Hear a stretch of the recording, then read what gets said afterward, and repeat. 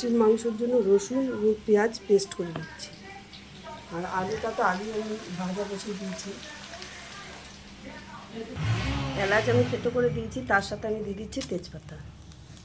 খাসির মাংসের জন্য যে আলুটাকে ভেজে রেখেছি সেটা আমি প্রেসারে একটা সিটি দিয়ে নেব। একটু জল দিয়ে আমি একটা সিটি দেবো।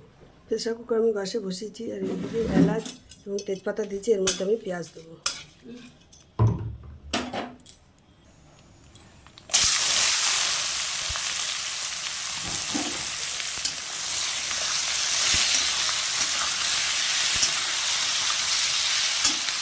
পেঁয়াজটা আমার ভাজা হয়ে গেছে, এর মধ্যে আমি মাংসটাকে দিয়ে দিচ্ছি।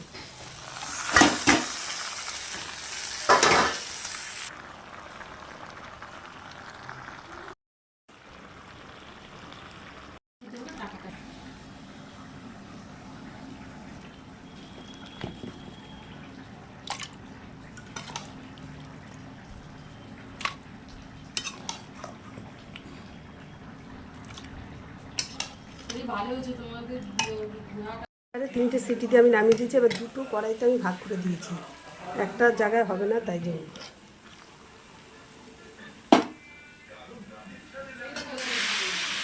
এইভাবে করে আমি দুটো কড়াইতে দিয়ে দেবো।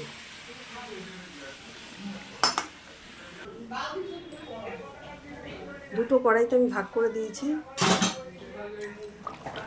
এর মধ্যে আমি একটু করে গরম মশলা দিয়ে দিচ্ছি।